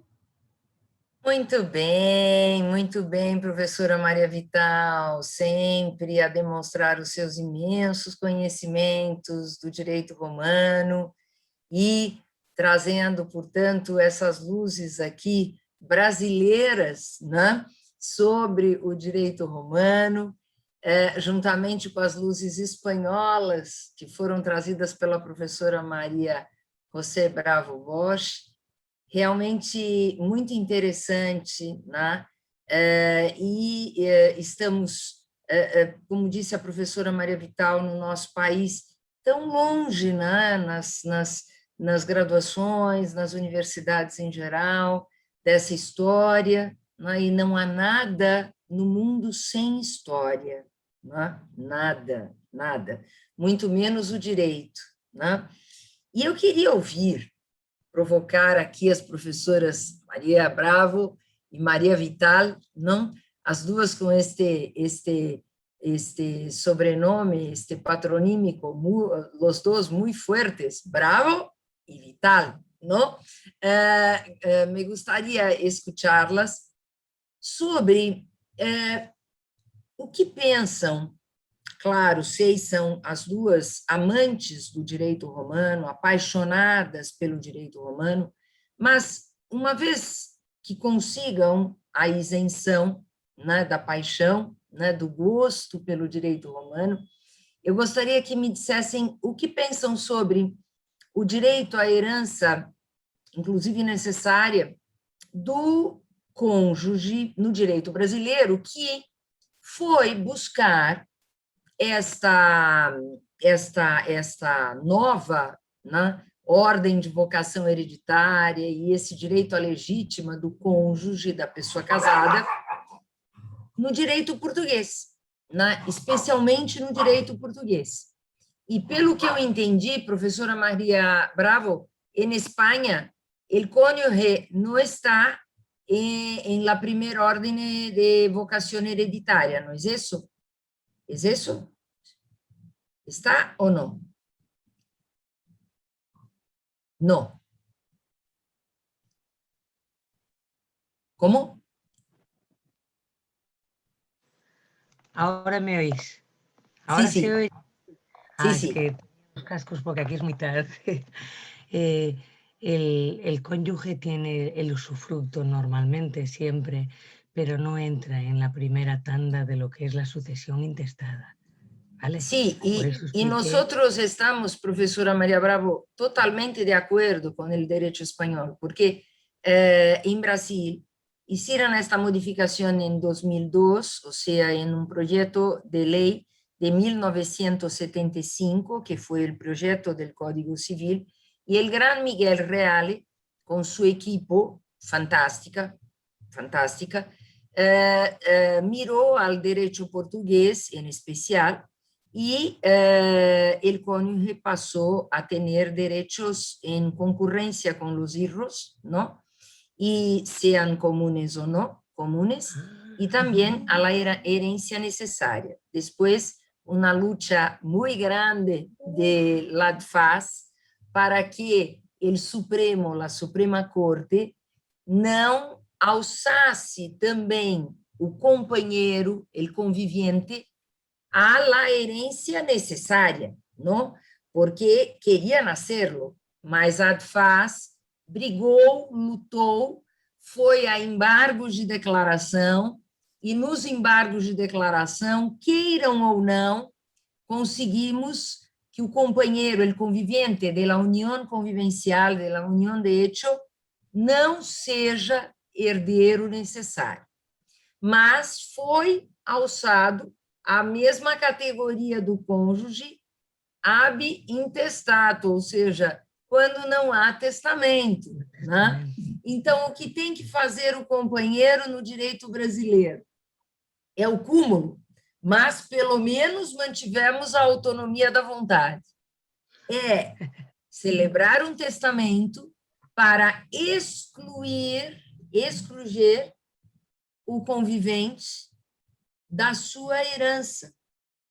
É o que o Supremo Tribunal Federal fez, né, num julgamento de 2 recursos extraordinários de repercussão geral. Então, veja a professora Maria Bravo, como em Espanha estamos muito melhores que em Brasil. E penso que na Argentina também. Isso só Por ahora. Por ahora. Yo prefiero decir que solo por ahora. Solo por porque España está cambiando mucho, ¿eh? Lo sé yo. Sí, Pero sí. por ahora, digamos que estamos así. Pero no lo sé, no sé cómo, porque están cambiando muchas cosas. Yo espero que no les dé tiempo a cambiar nada más. Sí, y profesora Columba del Carpio, que es la profesora de Perú, de Arequipa, la titular de Arequipa, está acá con nosotros, Sí. y no sé si quiere hacer una pregunta, no sé si quiere hacer una colocación sobre el derecho de Perú, ¿no? Porque cada vez mais nós vemos, não sei o que o professor Grisar Filho pensa a respeito, nós, uma grande autoridade, no direito brasileiro, no direito de família, no direito das sucessões, mas, efetivamente, as pessoas, a sociedade, as pessoas que se casam em Brasil por el régimen de separação de bienes, não estão de acordo com esta lei que otorga al cónyuge una heranza necesaria en concurrencia con los hijos.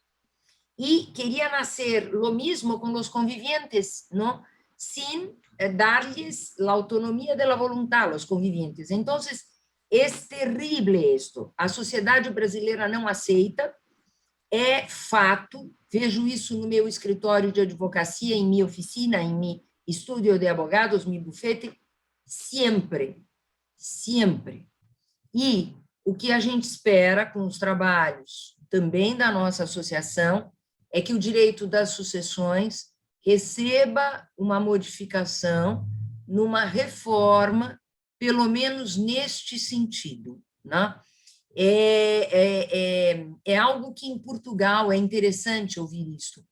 Em Portugal é muito bem visto. Não existem reclamos, não existem queixas lá, que eu saiba, né? Mas no Brasil não existe aceitação. Então começam os planeios sucessórios, as coisas que vão criando para tentar diminuir a herança do cônjuge, né? E com o companheiro, testamento, excluindo, não será herdeiro, né? Ou pode ser de uma parte, enfim, né? Mas sem esta herança necessária, né? Então, é importante, né, ver no direito estrangeiro, não é, professora Maria Vital, como é importante nós termos, né, em vista o direito estrangeiro. A professora Columba, eu acho que... Buenas, sí. Buenas noches, professora. São os transplantes, não é, professora? Que quem estuda sociologia jurídica sabe, os transplantes nem sempre funcionam, que traz de um direito para o outro sem reflexão, com uma cultura completamente diferente, e a forma como as leis são feitas. Eu, pessoalmente, não concordo com nenhum tipo de herdeiro necessário. No direito romano se justificava, no direito de 16 do Código Civil brasileiro se justificava, uma vez que tanto a esposa como os filhos tinham uma dependência do marido, e a probabilidade de vida naquela época era muito pequena, e o pai morria, deixava o cônjuge com os filhos pequenos. Hoje não, eu tenho uma mãe de 86 anos e eu já tenho quase a idade dela, sou herdeira necessária e dela, e assim, não tem sentido isso. E teria que acabar, porque em nome do herdeiro necessário, o titular do patrimônio ele fica limitado na sua condição de dispor por testamento. Isso não justifica. Eu trabalhei a vida toda, eu poderia deixar minha herança para quem eu quisesse. E como mãe, eu teria que dar uma educação aos meus filhos, mostrar melhor. E se justificasse alguns, já tem eu já debati sobre isso em outros eventos, e assim até se defende a possibilidade de um filho de alguém da família com uma limitação, mas que também pudesse fazer uma proporção, mas não necessariamente todos temos que deixar 50% para os nossos herdeiros necessários. E eu tenho muita crítica, tem sido muito debatido esse tema na Europa, especificamente em Portugal. Sim. E essa discussão está chegando aqui no Brasil. Sim. E a meu ver, isso até suscita até uma certa preguiça em alguns herdeiros necessários, que ficam esperando que os pais morram porque vão receber, ou até outra coisa, já que os pais não morrem, vamos antecipar o que a natureza está demorando a fazer. Então, é uma opinião que eu queria deixar aqui. E Maria, professora Maria, a professora Leoba, de México, que é nossa presidente da Comissão Mexicana, no evento, no Congresso Internacional dos Direitos da Pessoa Idosa, está aqui, professora Leoba, muito bem. Hola. Bienvenida. Bienvenida. Hola, hola, ¿cómo están? Hola. Todo bien, querida, todo bien. Y yo Brillantísimas. mencionaba... ¿Cómo? Brillantísimas conferencias, qué bárbaro. Sí, Aprende uno las muchísimo. Estoy muy las dos reconocida. Marías. Las Ah, dos sí. Marías. María, María. Y ahora la tercera María. Professora Maria Leoba.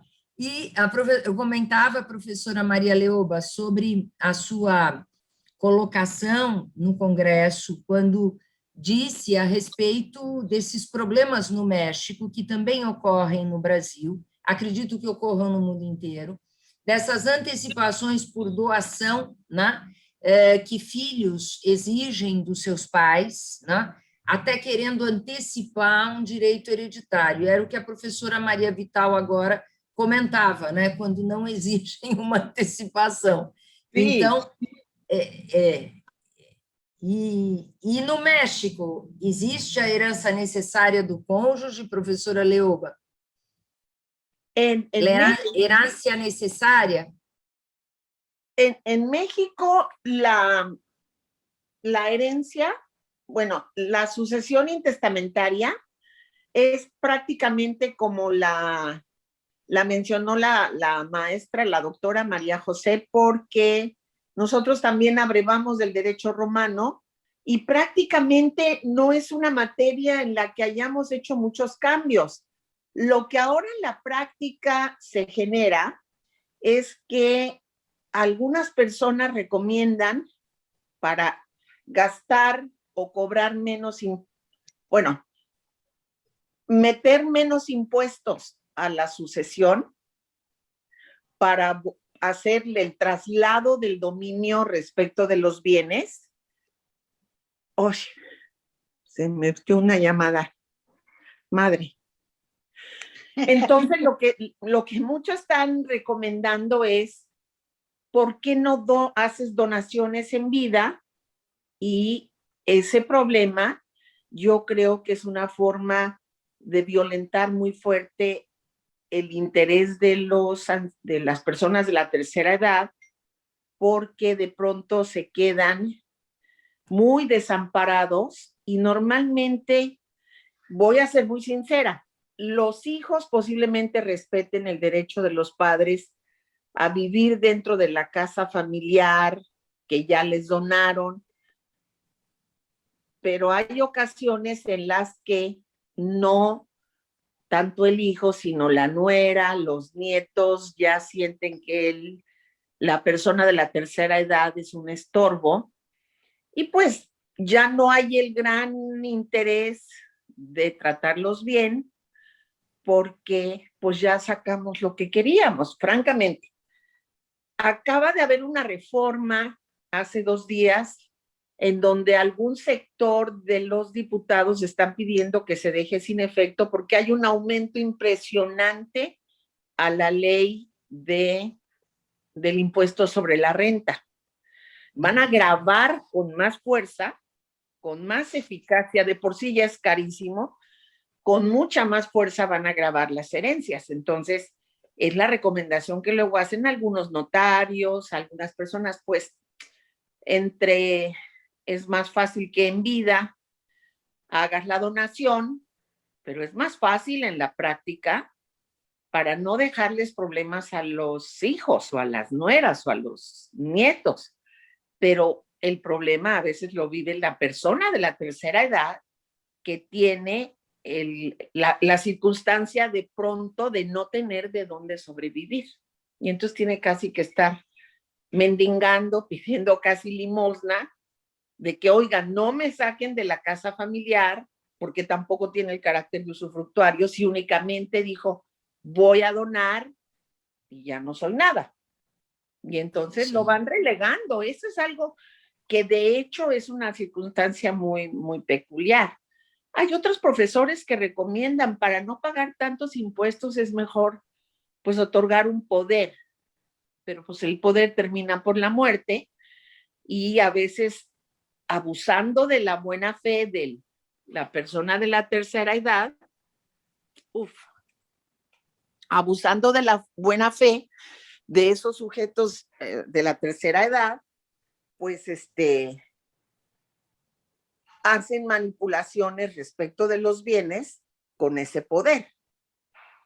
Hipotéticamente es para evitar el pago de impuestos, que es algo elevadísimo, tanto para aun cuando entre familiares no debería de ser tan cargado, tan fuerte, pero con la reforma que acaban de hacer todavía nos va a ir peor. tanto el de traslación del dominio como el impuesto sobre la renta, o el de adquisición de bienes inmuebles como el impuesto sobre la renta. Entonces, pues yo digo, más vale que si son herederos y van a recibir ese acto de liberalidad al cual no tenían derecho, pues entonces que le inviertan lo que le tengan que invertir. Ese es mi criterio, ¿verdad? Pero luego cada cabeza es un mundo, dicen acá. Sí, profesora Leoba, acá en Brasil también se proyecta un aumento de los impuestos y también se hacen hoy donaciones para evitar, ¿no?, lo que va a ocurrir, ¿no? Y es una cosa que preocupa a todos también. Y profesora Columba, dije aquí en el bate-papo, Columba de Perú, ¿no?, que está con nosotros, dije así en el bate-papo, primeramente felicitaciones a las excelentes expositoras, profesora María Bravo y profesora María Vital. En Perú, el cónyuge es heredero del tercer orden, pero concurre con los herederos de los primeros órdenes. Entonces, parece, não é, professora Maria Vital, semelhante ao Brasil, né? E em México, ¿no? No. No, en México no.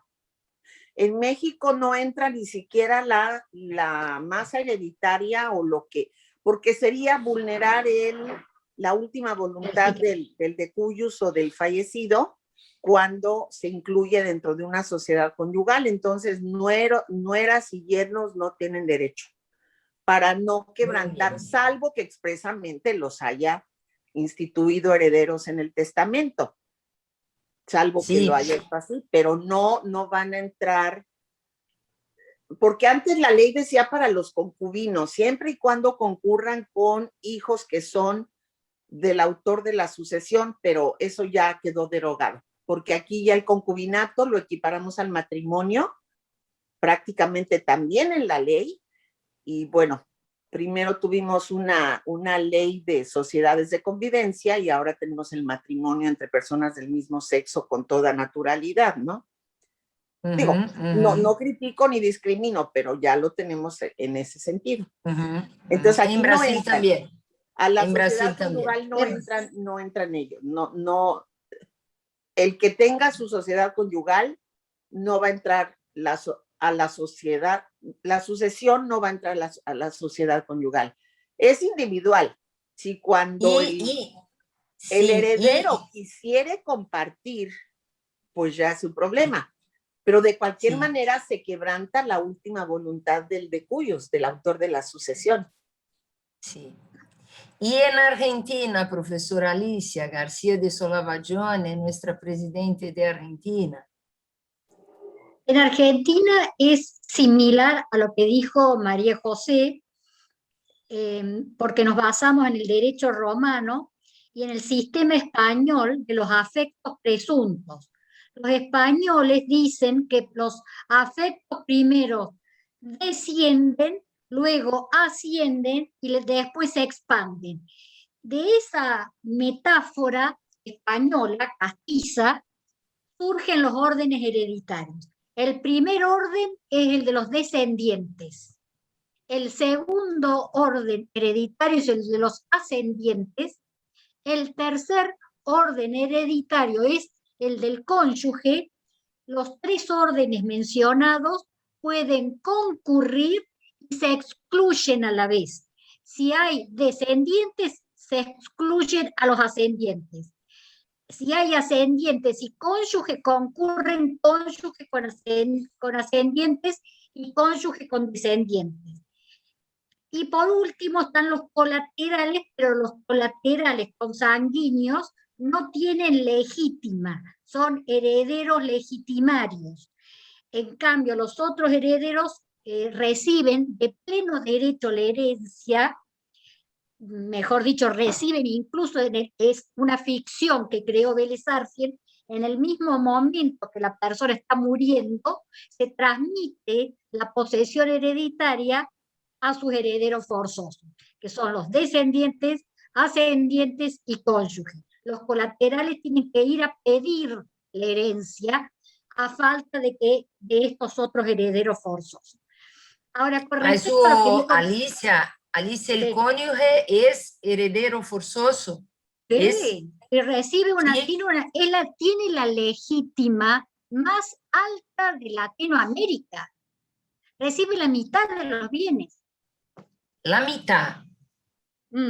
Y no hay vocación hereditaria para los convivientes. Es decir, aquí Sí. en Argentina la ley estableció que carece de vocación hereditaria y tampoco está equiparado la unión convivencial con el matrimonio, por Sí. ahora. Sí, gracias a Dios. De todas maneras, lo que decía María José me lleva a reflexionar sobre la necesidad de programar la herencia, de programar cómo queremos distribuir los bienes desde el momento que no estemos más, pero también a la vez lentamente ir abandonando el sistema de legítimas, porque el mundo, en el derecho comparado lo vemos, se está avanzando en la libertad testamentaria. Yo fui una gran defensora del sistema de legítimas, porque en Argentina es un país de inmigrantes. Venían de Europa, españoles, italianos, árabes, de distintos países, venían a hacerse la América en Argentina y después se iban. Si no se hubiera establecido un sistema sucesorio tan pétreo, tan férreo, que decía, señor español, usted se vino acá a ganar la platita y después se vuelve a España, recuerde que la plata que hizo en Argentina la tiene que repartir entre sus descendientes, ascendientes y cónyuges. El sistema de la legítima o de la sucesión intestada provocó era necesaria la unidad de los argentinos en cuanto a su nacionalidad. Éramos todos hijos de inmigrantes, nietos de inmigrantes. Entonces, eso hubiera provocado una dispersión de la herencia si no se tomaba este modo, si no se adoptaba. Yo creo que Vélez Sarsfield fue muy inteligente en adoptar el sistema español, el de los afectos presuntos, que proviene del magnífico derecho romano, que a mí es práctica. Si hubieran dejado el derecho romano tal como estaba, opera hasta hoy, rige hasta hoy. Es magnífico, es extraordinario. Pero bueno, después empiezan estas particularidades producto de los nuevos modelos familiares que también son atendibles, ¿eh? Yo no las denosto. Creo que son atendibles, pero en Argentina el sistema sucesorio es muy pétreo, muy duro. A nadie se le ocurre disponer sobre la voluntad del causante. Si al hijo le corresponde una 3/5 partes, nadie puede pasar por encima de la legítima del heredero forzoso. Si al cónyuge le corresponde, salvo alguna causal de exclusión, pero los jueces y los operadores en sucesiones son muy estrictos. No hacen ningún tipo de innovación en esa materia. Y también otra cosa que mencionó María José es el derecho hereditario de los parientes afines, María José. Nosotros tuvimos hasta el 2015 la figura que vos mencionaste, que es la nuera viuda sin hijos, heredaba una 1/4 parte de lo que le hubiera correspondido al marido de vivir. Esa figura fue incorporada maravillosamente a nuestro código, pero se le otorgaba solamente a la mujer en la sucesión de los suegros, siempre que el marido haya prefallecido, que no tuviera hijos. Entonces, allá por el año 2009, sentamos jurisprudencia y dijimos, la nuera viuda sin hijos tiene el derecho de concurrir a la herencia de sus suegros por su condición de pariente afín, no por su condición de mujer. Están equivocados aquellos que dicen, pobrecita, le vamos a dar unos pisos. No, es por el parentesco así. Por lo tanto, se declaró la inconstitucionalidad y se consideró, el juez en ese momento, que también le cabía al varón, al yerno viudo sin hijos en las mismas condiciones. Cambiamos la jurisprudencia, gracias a Dios. Entonces, sí, fue interesante, porque en materia sucesoria no hay muchas novedades en Argentina. Gracias. Muitas graças. Então, eu quero devolver a palavra à professora Maria Bravo e à professora Maria Vital. Viram que interessante, presenças tão marcantes de outros países, todos que estão aqui conosco neste webinar. Temos este grande prazer de, na maior parte dos nossos seminários e eventos, ainda que sejam esses eventos mais em formato, efetivamente, de seminário, nós temos sempre a presença dos professores de outros países que vão trazendo, né, essa comparação tão importante do direito, né? Isto é propiciado pela nossa DEFAS, pela Associação de Direito de Família e das Sucessões. Então, é com muito orgulho, né, que nós fazemos esses webinários para todos, repito, independentemente de serem ou não associados, porque nós queremos exatamente dar a todos as informações, não só daqui do Brasil, mas também do direito de outros países. Preciosas ramas do direito. Professora Maria Bravo, com a palavra, por favor. Depois a professora Maria Vital, aí encerramos agradecendo a Leoba, a Alice, a Columba, a todos os presentes e, claro, né, a todos os nossos brasileiros que aqui também estão, dando muita honra à DEFAS pela presença. Professora Maria Bravo, por favor. Pues muchísimas gracias por la paciencia de todos en escucharnos. Ha sido una webinar intensa en la que he aprendido mucho y nada, a vuestra disposición. Yo ahora sí que me iré a dormir ya seguidamente. Muchísimas gracias, ha sido un honor compartir esta webinar con mi admiradísima María Vital y con todos los compañeros y compañeras que veo, los presidentes, son de un gran nivel, conocen perfectamente todo lo que es el derecho de familia y sucesiones y para mí es un aprendizaje muy importante. Muito obrigada.